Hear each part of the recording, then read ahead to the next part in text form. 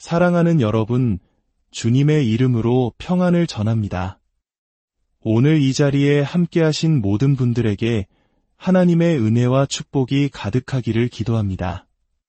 우리가 나누는 이 이야기가 여러분의 마음에 깊은 울림을 주고 혹시 누군가에게 필요한 위로가 될 수 있다면 이 영상을 공유하여 하나님의 사랑을 전하는 통로가 되어주시길 부탁드립니다. 여러분의 작은 나눔이 누군가에게는 큰 빛이 될 수 있습니다. 오늘 우리는 인생이라는 기나긴 여정에 대해 이야기해 보려 합니다. 혹시 거대한 직소 퍼즐을 맞춰보신 적이 있으신가요? 수천 개의 조각으로 이루어진 아주 큰 퍼즐 말입니다. 하나님께서 우리 각자에게 꿈과 비전을 주실 때 그것은 마치 아름다운 그림이 그려진 퍼즐 상자와 같습니다. 우리는 그 완성된 그림, 그 멋진 비전에 매료되어 기꺼이 그 길을 받아들입니다. 사업이든 사역이든 혹은 완전히 새로운 사람으로 거듭나겠다는 다짐이든 하나님이 보여주신 완성된 그림은 너무나도 매력적입니다. 하지만 상자를 여는 순간 우리는 막막함에 휩싸입니다. 뒤죽박죽 섞인 수천 개의 조각들. 어떤 조각은 비슷해 보이고 어떤 조각은 도무지 어디에 맞춰야 할지 알 수 없습니다. 우리의 삶도 이와 같습니다. 하나님이 주신 비전은 원대하지만 현실은 혼란스럽고 막막한 조각들의 연속일 때가 많습니다. 그러나 중요한 것은 포기하지 않는 것입니다. 끈기를 가지고 한 조각 한 조각 맞춰나가다 보면 마침내 우리는 그 아름다운 그림을 완성하게 될 것입니다. 그런데 여기서 우리가 기억해야 할 첫 번째 중요한 교훈이 있습니다. 바로 여정을 즐기는 법을 배우는 것입니다.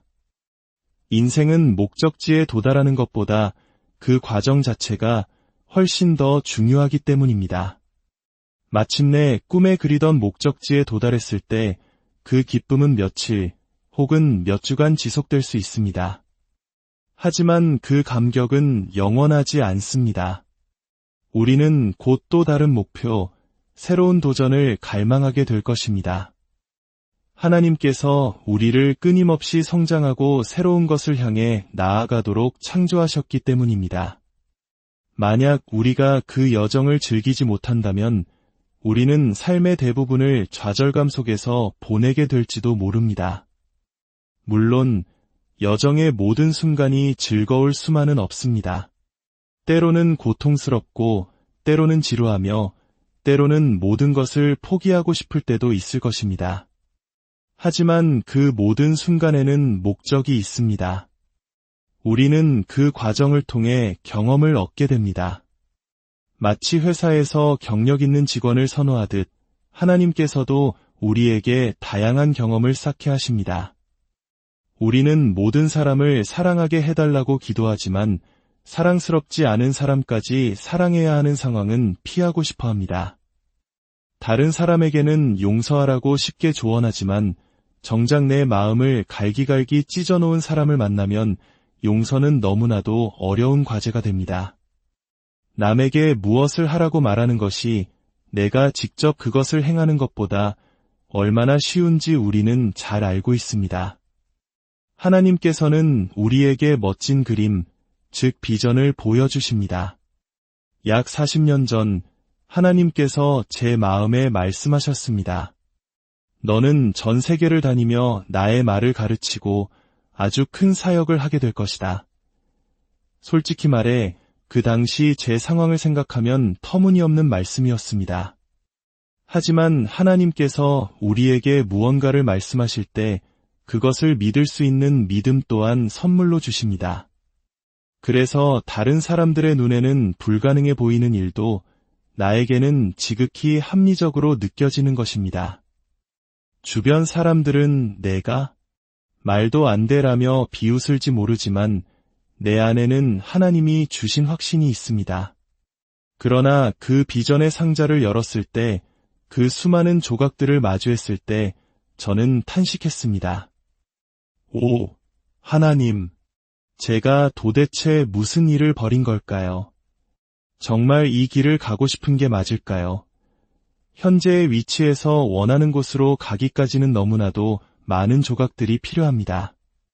저는 여러분 모두가 그저 시작만 하는 사람이 아니라 끝까지 완주하는 사람이 되기를 바랍니다. 요한복음 17장 4절에서 예수님은 이렇게 기도하셨습니다. 아버지께서 내게 하라고 주신 일을 내가 이루어 아버지를 이 세상에서 영화롭게 하였사오니 저는 이 말씀을 읽고 눈물을 흘리며 기도했습니다. 하나님, 저도 끝까지 완주하는 사람이 되고 싶습니다. 시작할 때의 흥분과 열정은 분명 좋은 것입니다. 하지만 그 흥분은 언젠가 식게 마련입니다. 처음에는 나를 응원해주던 사람들도 시간이 지나면 무관심해질 수 있습니다.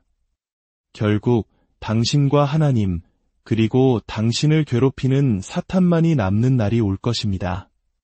그때 당신은 결단해야 합니다. 하나님과 함께 끝까지 갈 것인지 아니면 쉬운 길을 택해 어딘가에 주저앉을 것인지 말입니다. 하나님께서 꿈과 비전을 주신 사람들의 수에 비해 실제로 그 길을 끝까지 완주하는 사람은 극소수에 불과할 것입니다. 저의 가장 위대한 간증은 과거의 학대를 이겨냈다는 것도 다른 어떤 성공도 아닙니다. 저의 가장 위대한 간증은 40년이 지난 지금도 제가 여전히 이 자리에 있다는 사실입니다. 제가 처음 이 사역을 시작했을 때 하나님을 섬기고자 하는 여성들로 가득 찬 경기장은 없었습니다. 저와 한두 명의 자매가 전부였고 여성 사역자가 환영받는 분위기도 아니었습니다. 그래서 저는 여러분이 겪지 않아도 될 만한 어려움을 겪어야 했습니다. 시작점에서 종착점까지 이르는 동안 하나님과 당신 사이에는 다른 사람에게는 온전히 설명할 수 없는 수많은 일들이 일어날 것입니다. 그리고 당신은 완전히 다른 사람으로 변화될 것입니다. 포기하지만 않는다면 하나님께서는 당신을 위대하게 사용하실 것입니다. 직소 퍼즐을 맞출 때 우리는 보통 가장자리가 평평한 조각들부터 맞추기 시작합니다. 삶의 여정에서도 하나님은 종종 우리가 쉬운 일부터 시작하도록 허락하십니다. 그렇게 테두리를 완성하고 나면 이제 본격적으로 복잡한 내부를 채워나가야 합니다. 파란 하늘 조각, 푸른 숲 조각, 온통 비슷비슷해 보이는 조각들 뿐입니다. 혹시 지금 여러분의 삶에 도무지 어디에도 맞지 않는 것처럼 보이는 조각이 있습니까? 아니면 억지로 어떤 조각을 어딘가에 끼워 맞추려 애쓰고 있지는 않나요? 똑같은 파란 하늘 조각을 맞추는 일에 너무 지쳐서 소리라도 지르고 싶은 분은 없으신가요? 저는 한 교회에서 5년 동안 일했습니다. 사람들은 담임 목사님을 보러 왔고 저는 설교할 기회를 얻었습니다. 재정에 대한 책임은 담임 목사님께 있었기에 저는 비교적 편안했습니다. 하지만 하나님은 저를 그곳에서 떠나 동서남북으로 가라고 부르셨습니다. 문제는 동서남북 어디에도 저를 아는 사람이 없었다는 것입니다. 저는 수년 동안 9명, 12명, 10명, 70명이 모이는 작은 모임을 인도했습니다.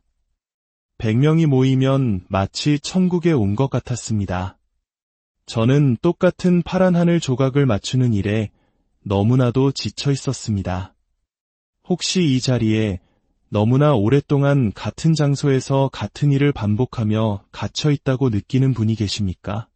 하나님께서 새로운 조각을 주시지 않으면 이 퍼즐판을 전부 엎어버리고 싶다고 느끼는 분 말입니다. 제가 40년간의 사역 기간 동안 꾸준히 써온 일기들이 있습니다. 가끔은 20년, 30년 전의 일기를 다시 읽어보면 당시에는 심각했지만 지금 보면 웃음이 나올 때가 있습니다. 약 1년 전에 발견한 일기 내용을 여러분과 나누고 싶습니다. 1987년 12월 26일의 일기입니다. 크리스마스는 끝났다. 하나님은 선하시다. 하지만 영적인 관점에서 나는 매우 힘든 시간을 보내고 있다. 한동안 주께 맡겨라, 모든 것이 괜찮아질 거야라고 말하며 억누르던 모든 문제들이 오늘 내 얼굴 앞에서 폭발해버렸다. 남편과 좋지 않은 대화를 나누었다.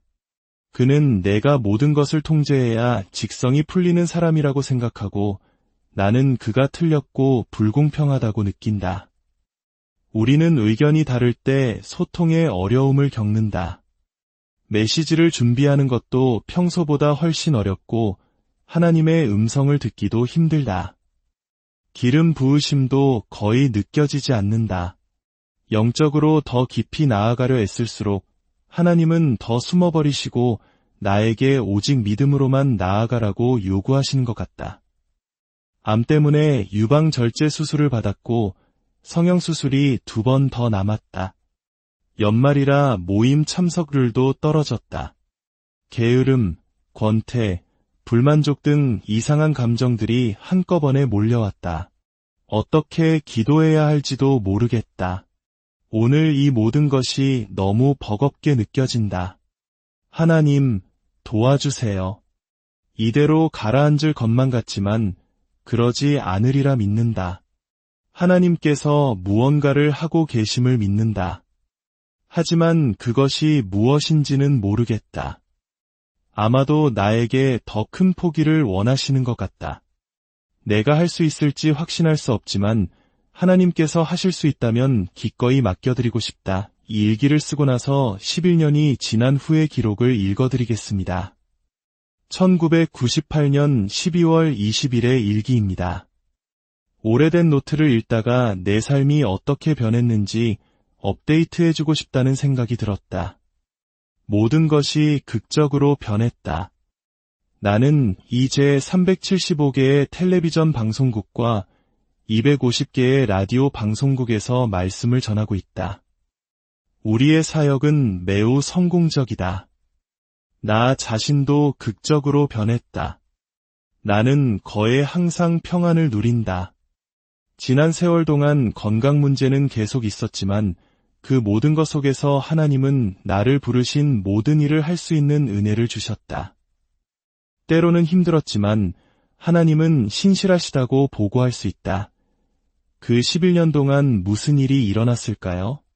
제 사역이 성장한 것만큼, 아니 그 이상으로 제 자신이 성장했습니다. 하나님은 우리가 원하는 것을 주시는 것보다 우리 자신을 변화시키는데 훨씬 더 큰 관심이 있으십니다. 이 말을 다시 반복하겠습니다. 하나님은 우리에게 무언가를 주시는 것보다 우리 자신을 바꾸는데 더 큰 관심이 있으십니다. 우리가 원하는 것이 하나님의 뜻과 일치한다면 결국 우리는 원하는 것을 얻게 될 것입니다. 그리고 마침내 우리는 우리가 원하는 것이 하나님의 뜻이 아니라면 더 이상 그것을 원하지 않는 경지에 이르게 될 것입니다. 우리는 모두 풍성한 열매를 맺고 싶어 합니다. 하지만 나무가 풍성한 열매를 맺으려면 그만큼 깊이 뿌리를 내려야 합니다. 아무도 보지 않는 곳에서 다른 사람들은 이해하지 못하는 고독한 시간을 통해 우리의 뿌리는 하나님의 사랑 안에 깊이 박히게 됩니다. 자신감, 다른 사람과 비교하지 않는 법, 사람을 기쁘게 하려는 욕심에서 벗어나는 법을 배우게 됩니다. 누가복음 5장에는 베드로의 이야기가 나옵니다. 예수님께서 사람들에게 말씀을 가르치고 계셨습니다.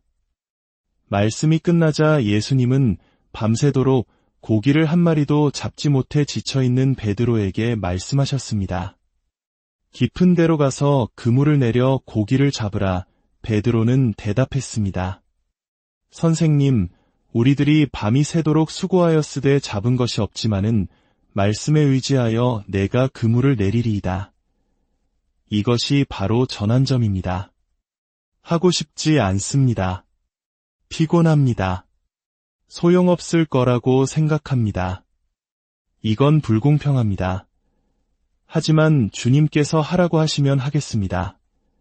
당신의 생각, 당신의 감정, 당신의 의지와 상관없이 오직 하나님의 말씀에 순종하는 것, 그것이 바로 깊은 삶으로 나아가는 첫걸음입니다. 하나님께서 당신에게 불공평하고 불합리해 보이는 일을 하라고 요구하신 적이 있습니까? 저는 남편과 다툴 때마다 하나님께서 항상 저에게 먼저 가서 화해하라고 말씀하시는 것이 너무나 불공평하다고 생각했습니다. 하나님, 이번에는 제 차례가 아니에요. 지난번에도 제가 먼저 사과했잖아요.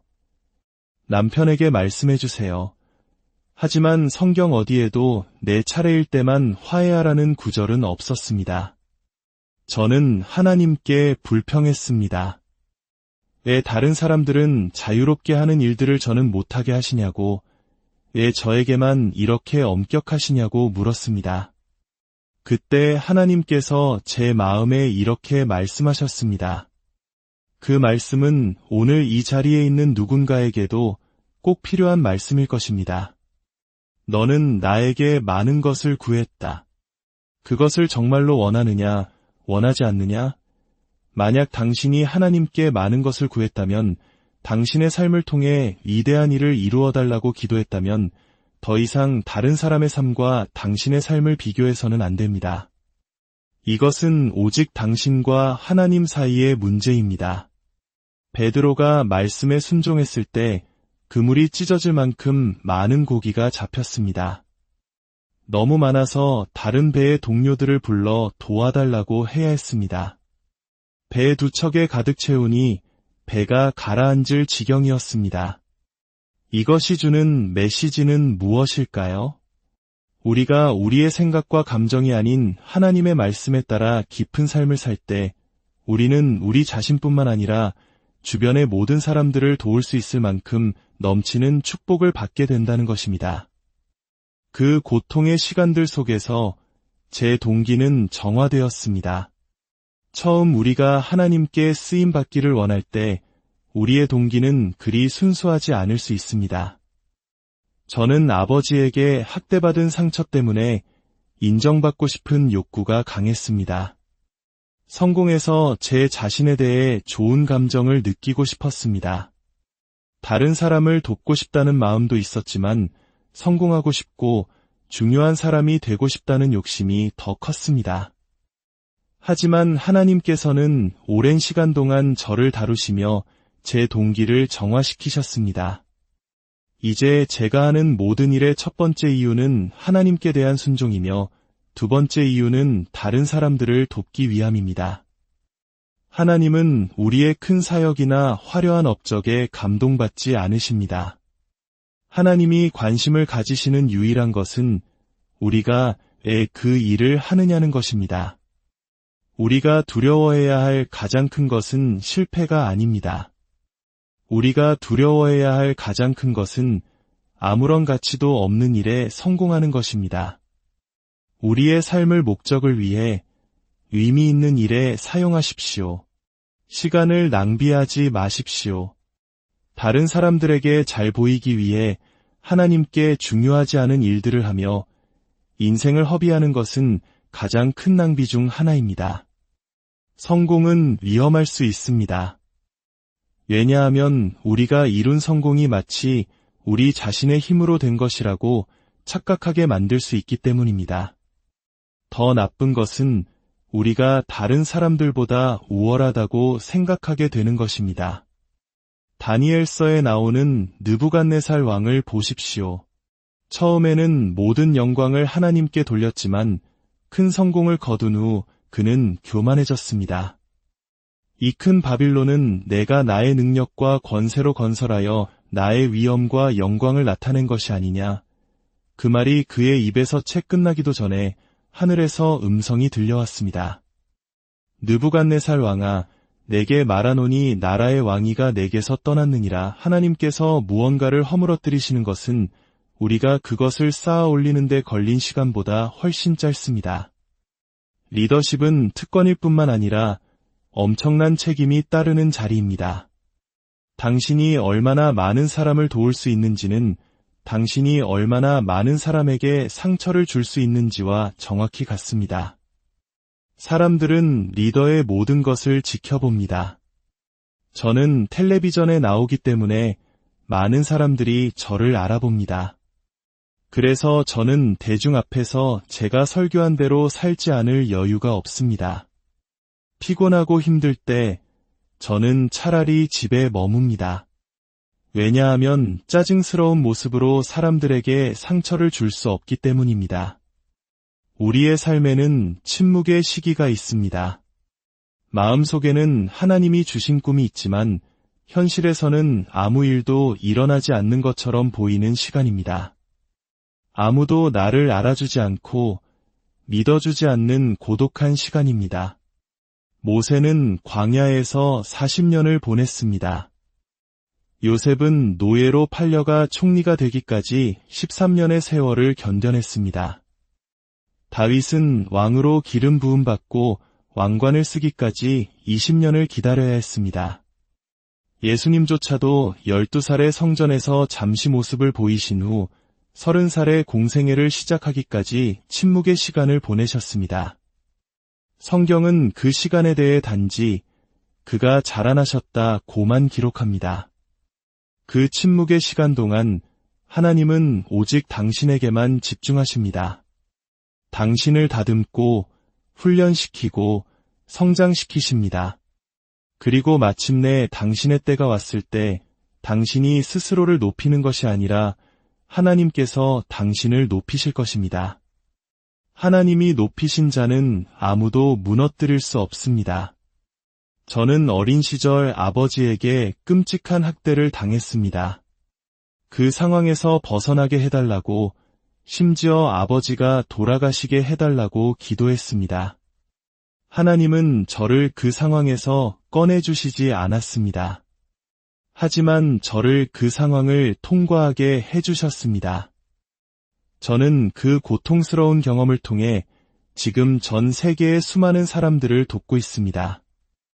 때때로 하나님은 당신이 어떤 일을 겪도록 허락하실 것입니다. 그것은 훗날 당신이 다른 누군가를 도울 수 있도록 준비시키는 과정일 수 있습니다. 그 길 위에서 저는 비난을 멈추는 법, 자기 연민을 멈추는 법, 쓴 뿌리를 제거하는 법, 그리고 진정으로 용서하는 법을 배워야 했습니다.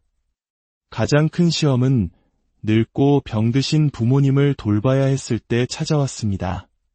하나님께서 제게 그들을 돌보라고 말씀하셨을 때 저는 그것이 사탄의 음성이라고 생각하고 대적했습니다. 하지만 결국 순종했고 그들을 저희 집 근처로 모셔와 돌봐드렸습니다. 그리고 어느 날 80세가 넘은 아버지는 제게 처음으로 자신이 저지른 일에 대해 눈물로 사과했습니다. 그리고 예수님을 영접하고 세례를 받았습니다. 저는 집 한 채를 사는 줄 알았지만 사실은 한 영혼을 사고 있었던 것입니다. 시편 105편은 요셉의 고난에 대해 이렇게 묘사합니다. 그의 발은 착고를 차고 그의 몸은 쇠사슬에 매였으니, 어떤 번역본은 쇠사슬이 그의 영혼 속으로 들어갔다고 표현합니다. 그 고통이 그의 일부가 되었다는 뜻입니다. 저 역시 지옥 같은 시간을 통과했지만 그 결과 저는 강한 사람이 되었습니다. 그리고 우리에게는 바로 그 강인함이 필요합니다. 하나님은 당신이 어디에 있는지 정확히 알고 계십니다.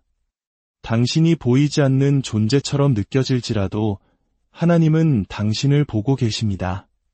그리고 당신의 삶에 무엇이 필요한지 알고 계십니다. 하나님은 나쁜 일을 행하시는 분이 아니지만 때로는 우리가 고난을 통과하는 것을 더디게 허락하실 때가 있습니다.